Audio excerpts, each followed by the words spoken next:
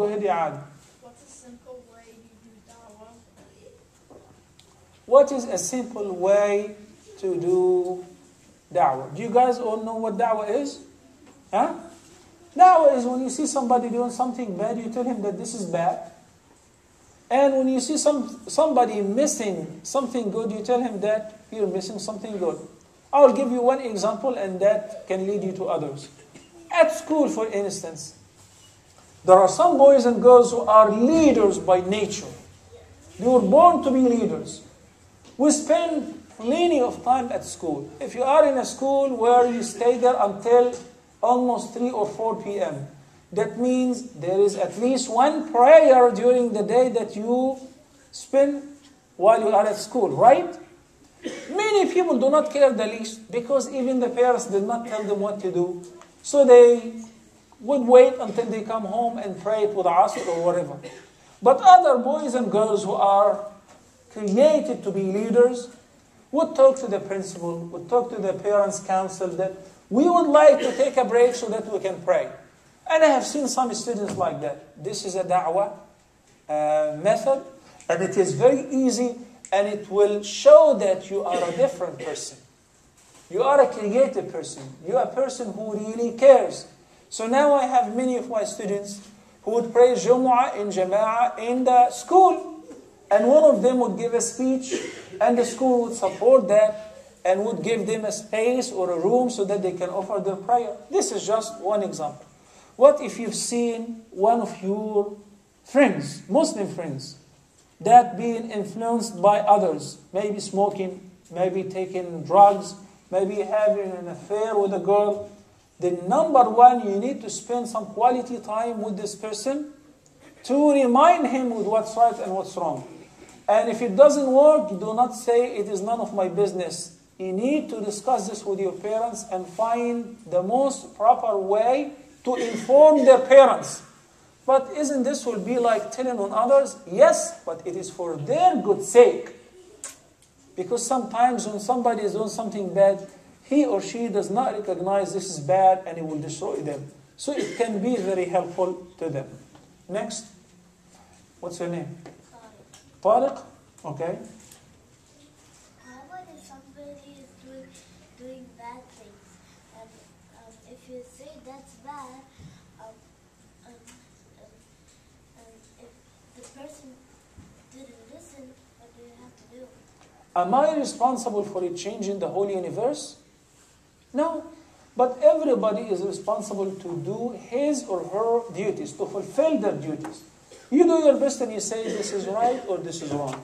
After that, you're not in charge for forcibly changing anybody. Girls, any question?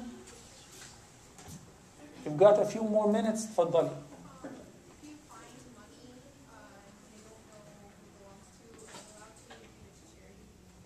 Okay.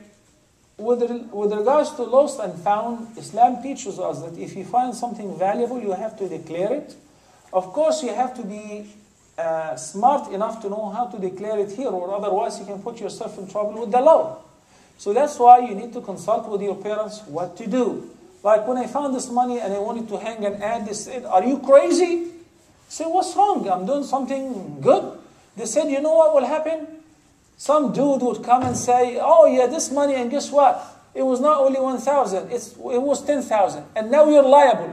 So you have to come up with the balance." So some liars somewhere will do that.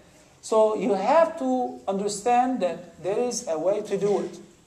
There is, for instance, a police station or a charity foundation.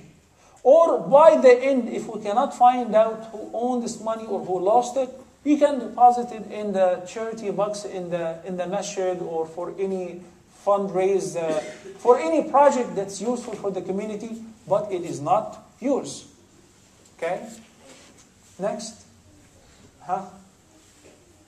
One last question from the girls. Now. If you have a group of friends that isn't close as they should be to Islam, If you have like a group of friends that isn't exactly following the path of Islam, how would you bring them back? Because it's a whole group. It's a whole group.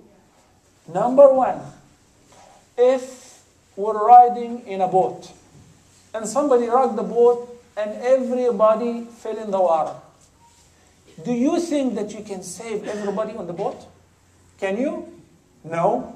But rule number one, even when we are in the plane, once we board the plane and they tell us the instructions, and they tell us about the oxygen mask, have you heard what they say repeatedly? You say what? You need to place the oxygen mask on your face first before saving others. If you try to save others while you're not secure, you end up dying and others will die as well. If you find a big group that's messed up and you say, I'm going to hang around with them in order to bring them to goodness, what about the risk of joining them? So, number one, you have to have a plan. And you do not work individually. Rather, we need to form a group of the good people. So we have balance. We have good and bad. So when we deal with them, we deal as a group. Then when we deal with the group, I can deal with individuals one at a time. But in order to save the whole group, he cannot. You cannot, if everybody fell in the water, save everybody. Maximum you can save one person at a time. So, if they are in your peer, same age almost, and you know that they're messed up, and they're Muslims, and that happens a lot, and you're a good person, or you think that you're a good person, you belong to a good family, and you know what's good and what's bad, I'm pretty sure that there will be around some good people like you. Aren't there any? There is. So this is what you need to focus on. Building allies with the good people. Forming a colony. Forming a group that has power, that has strength, that have an agenda, that we have plans, we have activities together in order to satisfy ourselves first, that we have activities, and then we act as a magnet. When we have two magnets, and we have a piece of iron or a nail in between, and the two magnets are of the same distance from the nail,